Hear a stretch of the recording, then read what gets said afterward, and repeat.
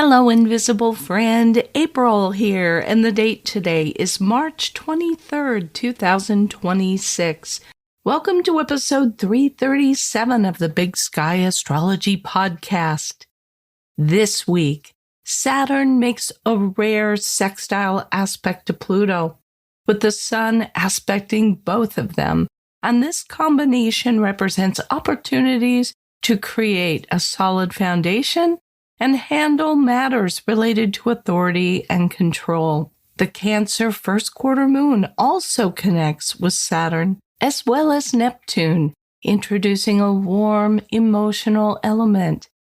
And I answer a listener question about reconciling contradictory astrological interpretations.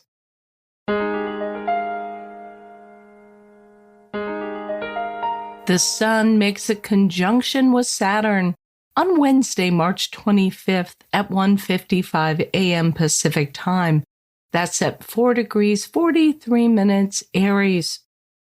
This transit comes only once per year, and it encourages productivity and builds character. It is not lighthearted. This aspect can feel like you're carrying all the weight of Saturn on your shoulders. You find yourself doing hard and important work, maybe not getting enough recognition for it. And it's common now to have to confront your old insecurities. The goal isn't to just tough this week out, but rather to deepen your compassion for yourself and not let yourself be brought down by self-doubt. Even if no one else notices everything you've been doing and giving, acknowledge your own achievements and leadership and maturity. Give yourself a gold star for overcoming obstacles and working hard behind the scenes. It is an excellent transit for building strength and endurance and for proving to ourselves that we can keep going even when things get tough. We just need to show up, keep our heads down, and do the work.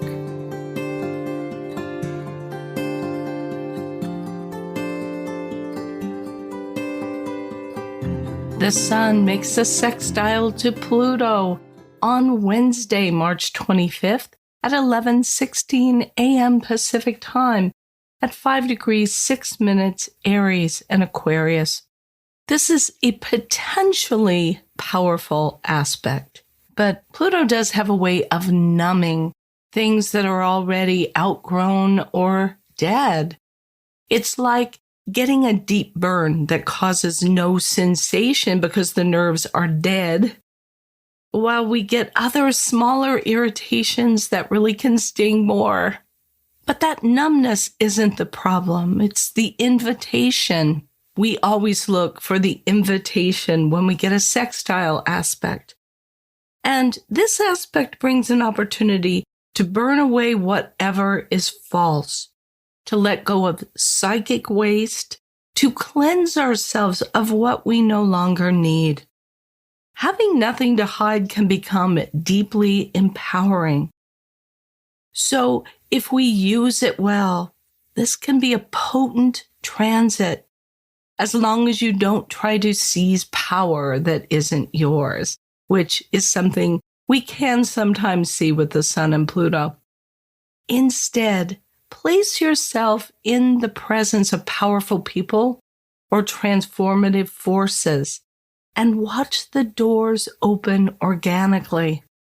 The Sun is on the Sabian symbol 6 Aries, a square brightly lighted on one side, and it's a symbol that speaks to the idea of crystallizing your life purpose and claiming your individuality with focus and intent. Meanwhile, Pluto is on 6 Aquarius, a performer of a mystery play. And it reminds us that we're not just living ordinary lives. We also serve as channels for deeper, timeless mysteries, bringing higher archetypal forces into the world in our own unique way.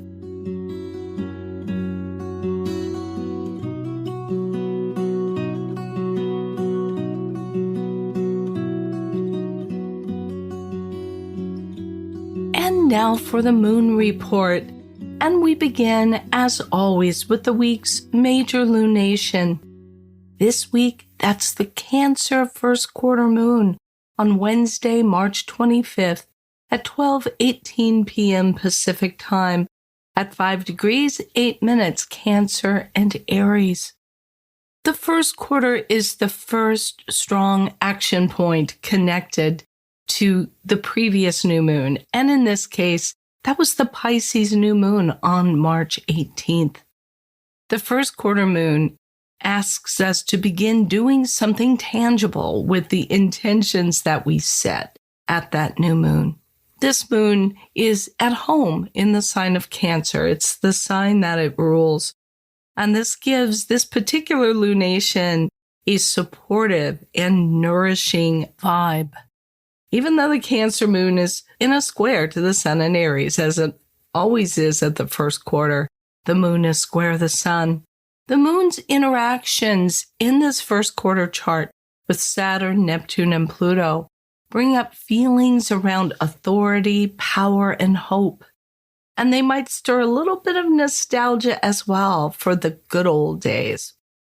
At the same time, helpful aspects from the moon to Mercury and to the lunar nodes can suggest emotional insight and perspective, and even a sense of karmic alignment.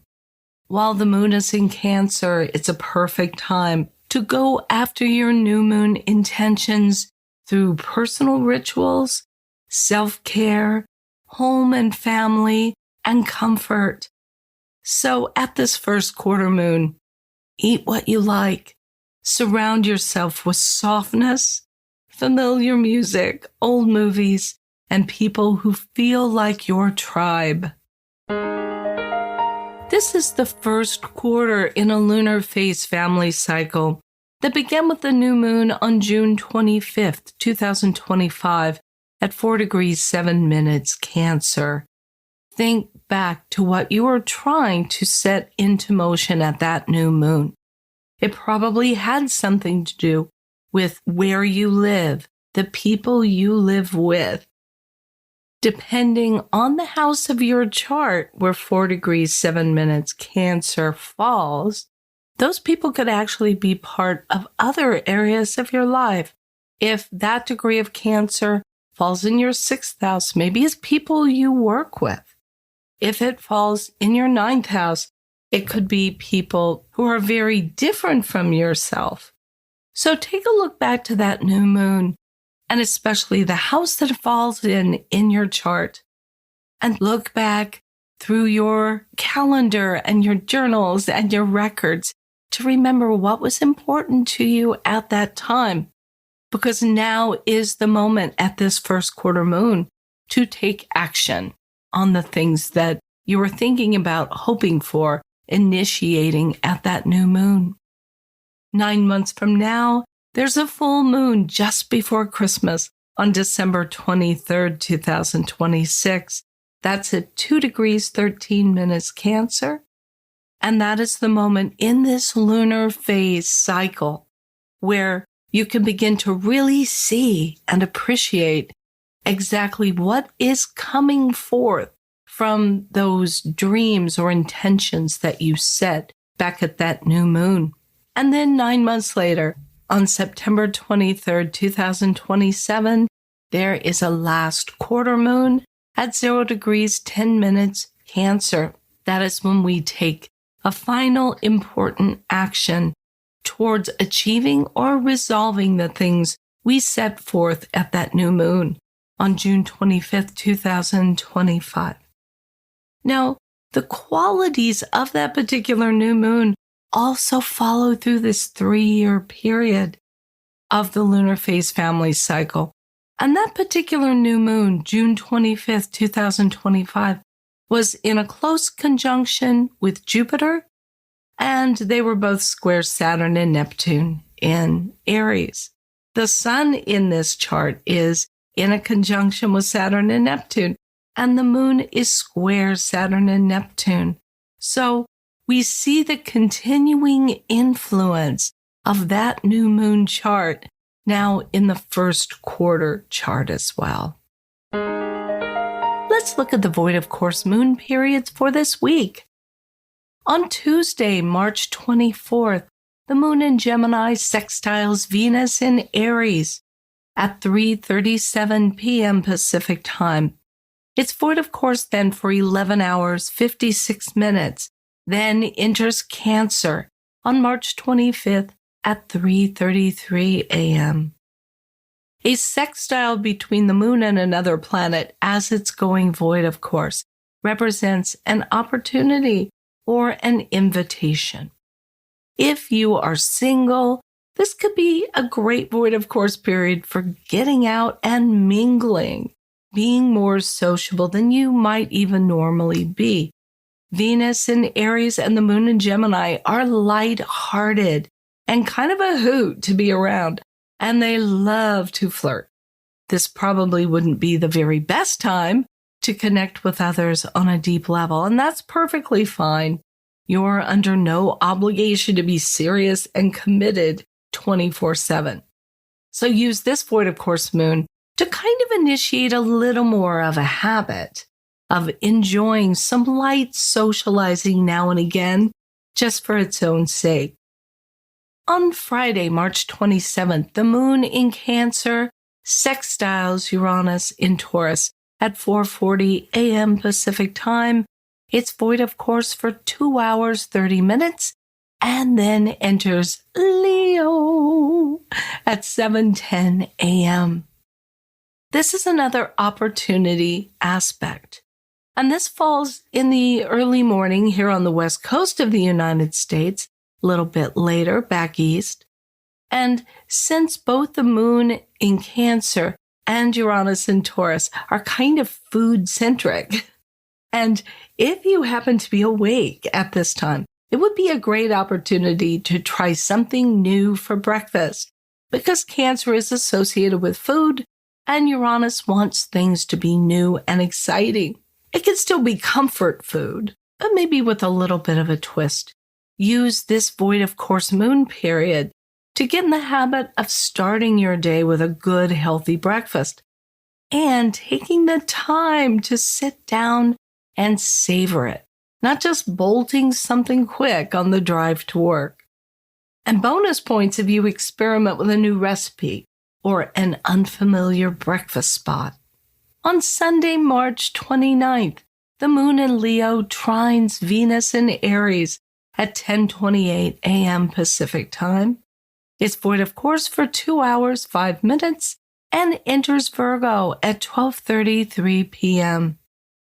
When the moon makes a trine to another planet as it's going void of course, we say that it will bring you a gift or a reward. The moon in Leo loves to play, and Venus in Aries never shies away from competition. So this particular combination would be a great time to get together with friends or family for maybe some kind of sports event. If the weather permits, maybe something like playing frisbee golf together. The pace can be pretty mellow, so all ages can participate. Or you might all want to just be watching a sports event on TV. If physical exercise or sports are not your thing, consider firing up the grill and inviting some of your favorite people over for a nice Sunday brunch. Use this void of course moon to get in the habit of enjoying the company of others in a casual way and enjoying the great outdoors.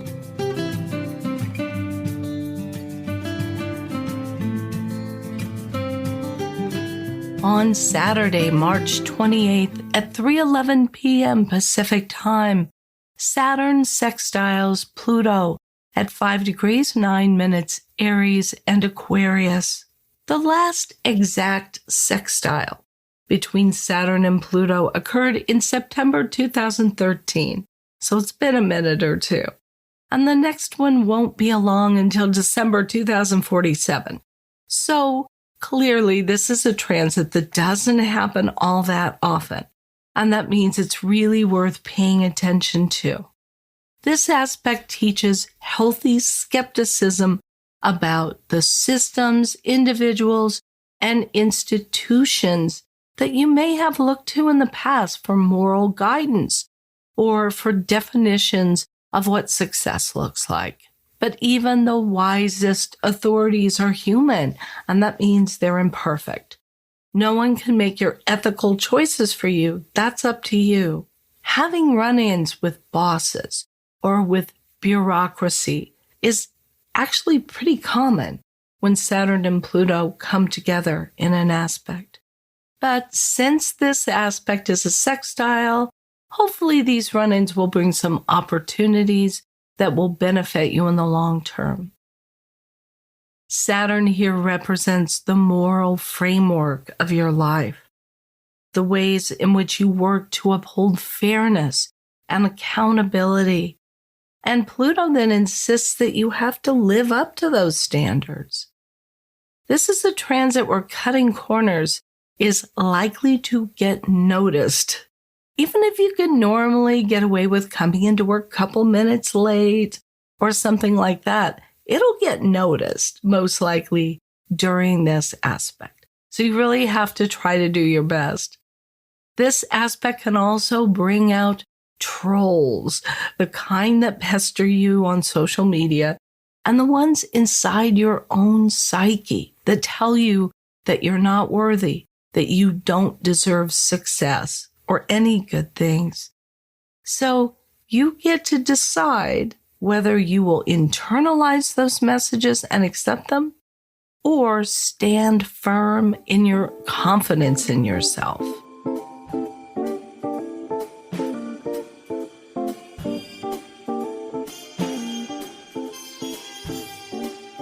I'm so happy to say that we are back to listener questions this week.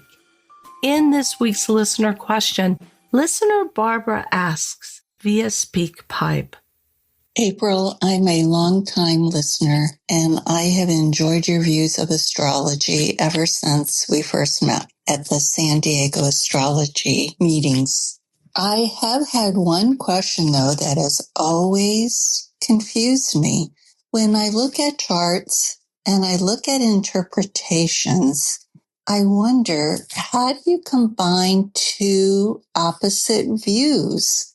Especially when you're looking at synastry charts and you read something and it sounds like a couple was a match made in heaven, and then I'll read something else or see something else in the chart and it looks like a complete disaster. How do you combine the two? Barbara, that is such a good question, and it really goes to the heart of how astrologers practice their astrology. It can be really helpful to look at something like an automated report, and I sell those on my website. I think they can be a really effective opening step to understanding astrology a little bit better. But the problem is they aren't able to synthesize what you see in the chart. And you can get a description of one planet in an aspect to another, and you can get really good basic information about the potential of such a combination by looking at an automated report or even a horoscope that somebody's written.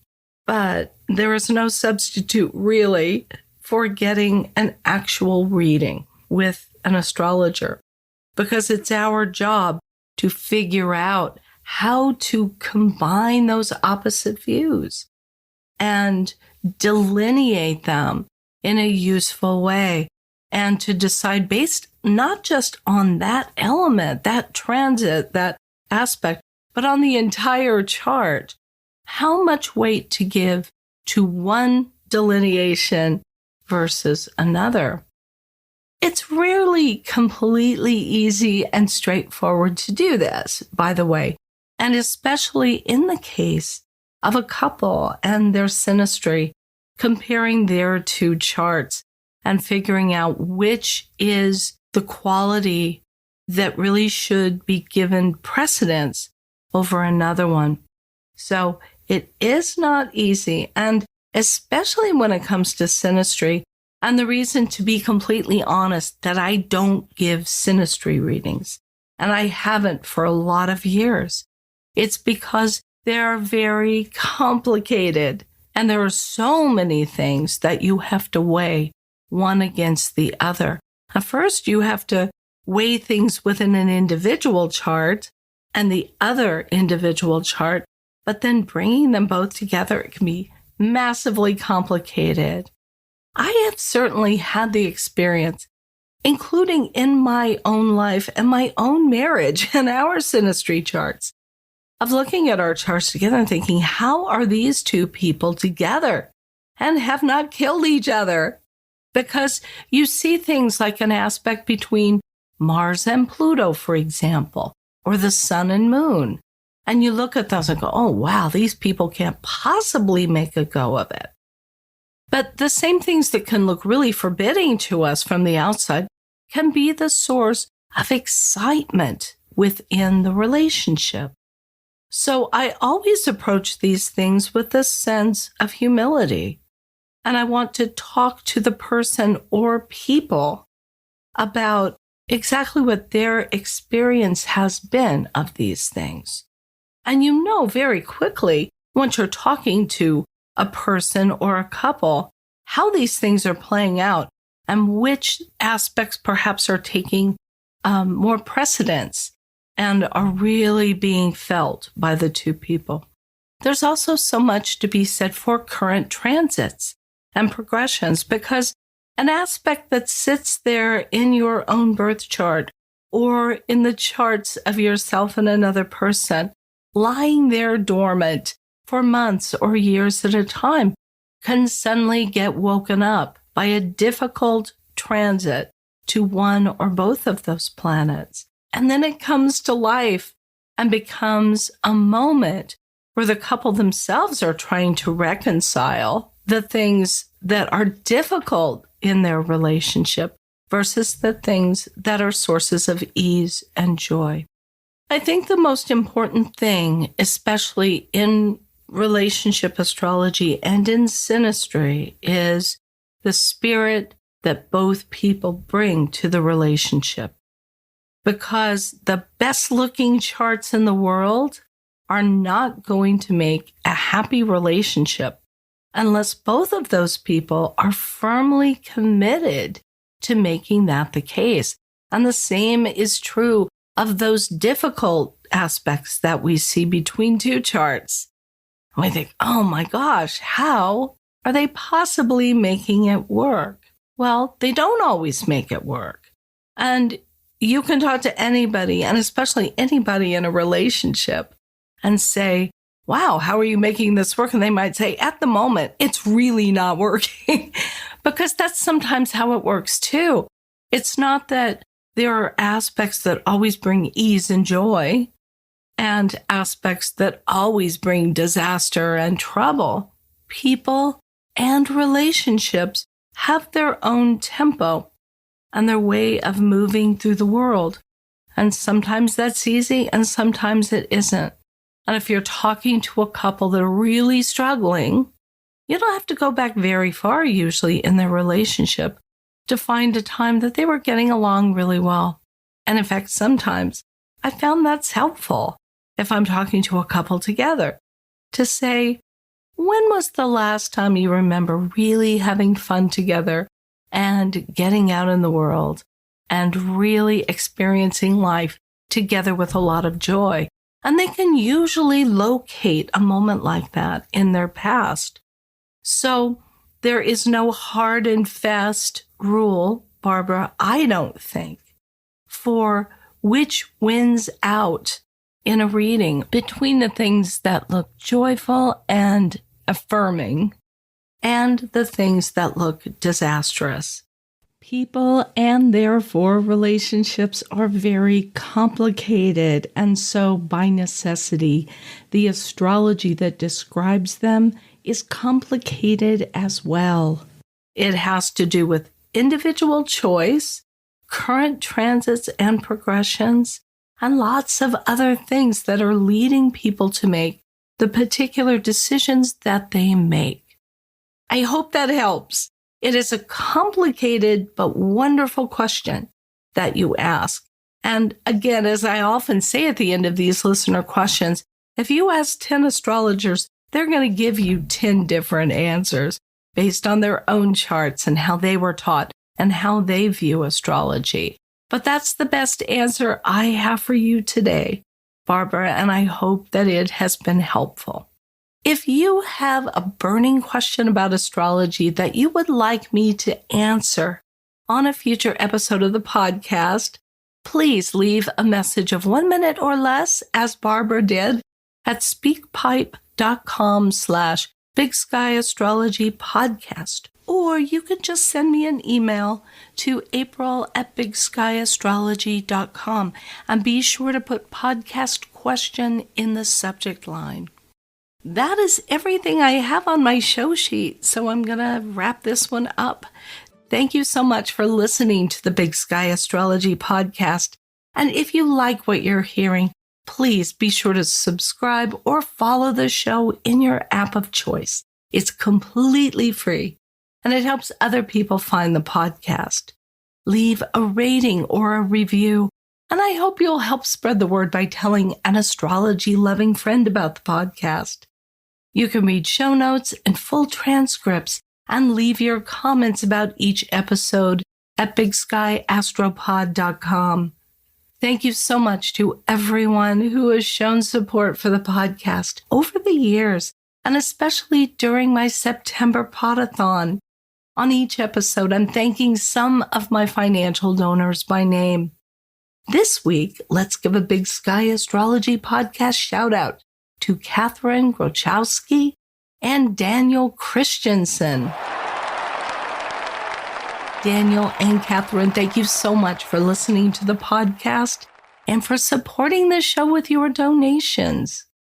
If you'd like to support the show and receive access to my bonus video episodes for donors only, please go to bigskyastropod.com and make a contribution of $10 or more to get access to those videos. Or you can make a one-time donation in any amount or become an ongoing monthly contributor. That is it for this episode. Join me again bright and early next Monday. And until then, keep your feet on the ground and your eyes on the stars.